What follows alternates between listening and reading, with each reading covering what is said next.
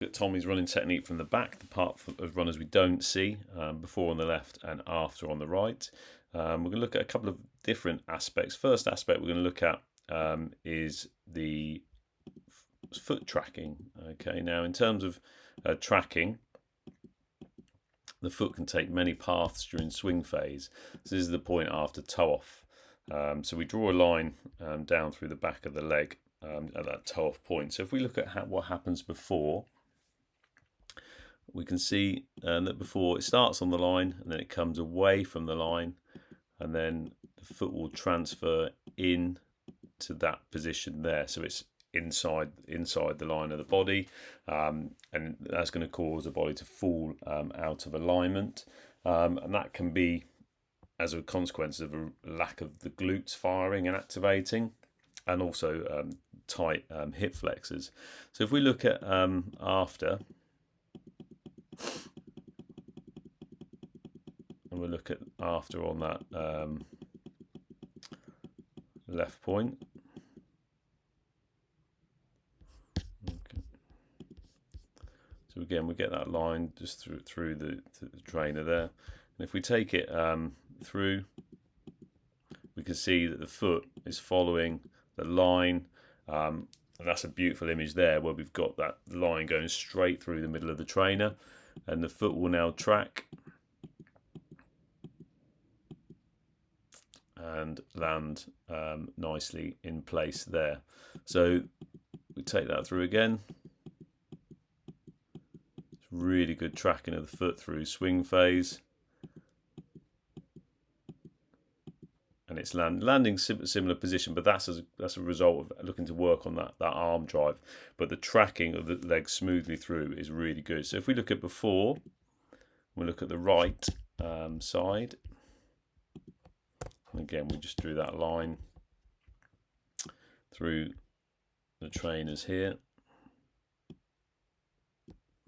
So if we look at before, how that foot tracks, straight away you can see the natural misalignment where the knee is coming in. It's almost like a sort of screw kicking, and it comes back around. So if we look at where we are after at toe off,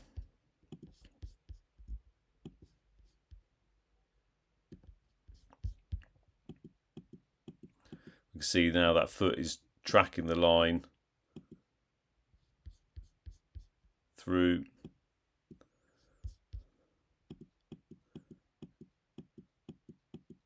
and landing nicely in line with it. So really good improvement on foot tracking. So what we had before was that foot wanting to come around, and that puts the knee into an awkward position.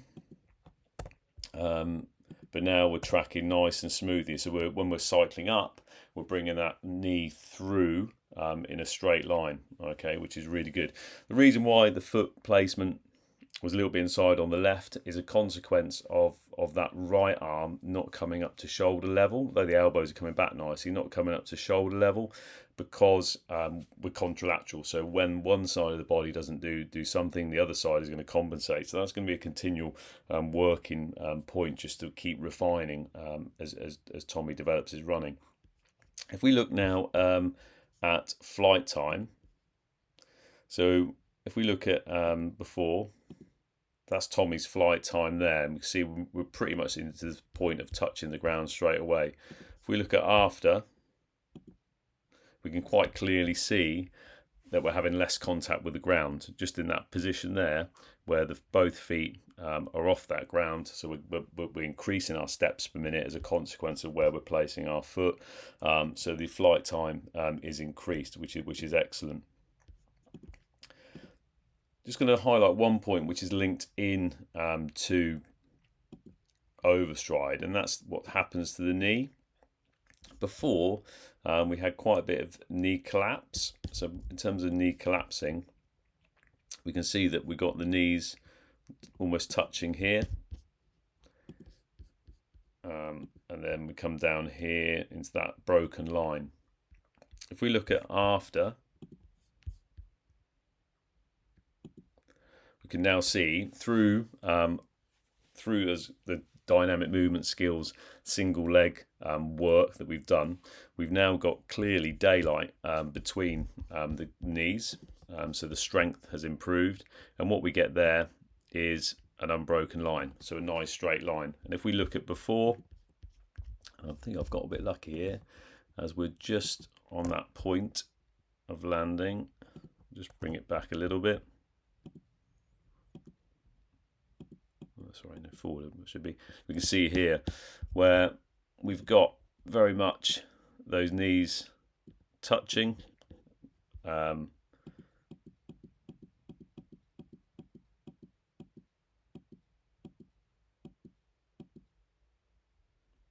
so just move that line for you. So we can just see the angle. So see the angle of those knees there, and then when we continue that line,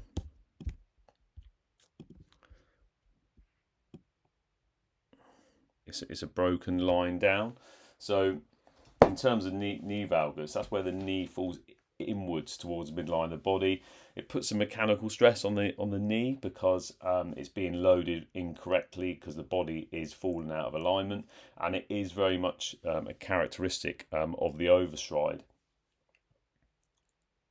and that can result in shin, ankle, foot, and Achilles pain as well. So we can see where we've got that before. So if we look at where we are after with that, and again we've clearly on the after video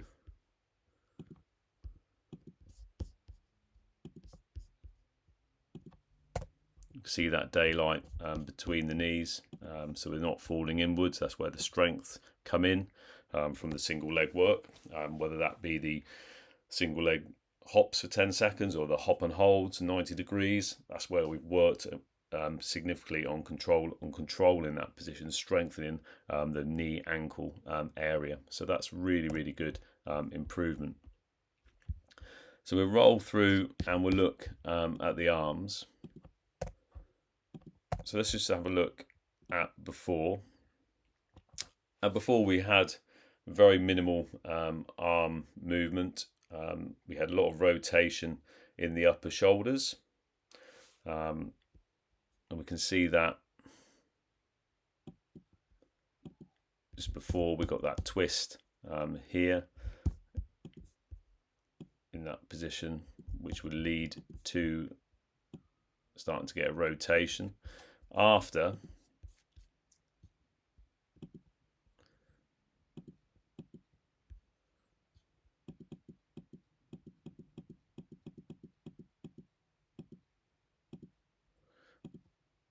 we still got some rotation, but not as significant, and the reason why we've got that rotation is because we just need to improve, continue to think about really just the forward motion of the arm. So in terms of before, we just have a look before, we see the arms just coming across to the torso.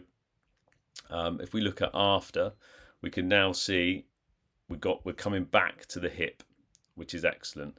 We've got the elbow coming towards us. If we look at after, again, we've got that arm coming back to hip. What we just need to work on, or Tommy just needs to keep focusing on now, is remember thinking we're going hip to shoulder. And I showed it a little bit more from the side, so we got that more of that arm drive. This is not an area that I was looking to focus on here, but I'll just give you an example. So with that left foot before,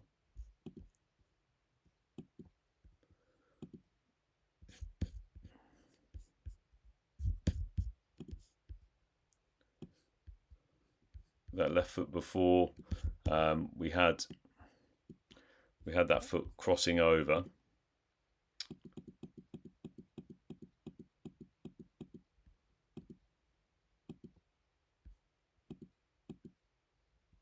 Okay, we've got that foot crossing over. If we look at after,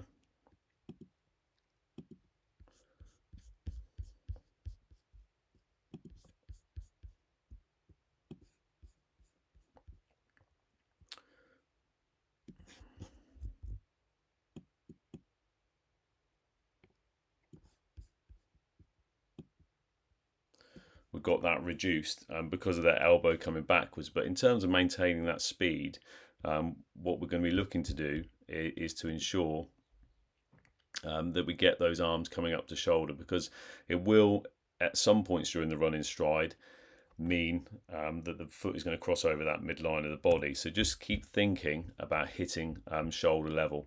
The other point I wanted to just mention with the arms, fantastic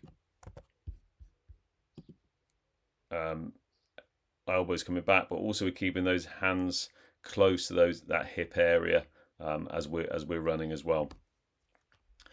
Just quickly to final as well, you can see from the back that leg cycle is improved just by the fact that those heels are coming nicely up in line with glute level. So really good improvements. Improved the foot tracking, improved the body position in terms of knees are not falling inwards. So that's really good. Good evidence of the elbows coming backwards.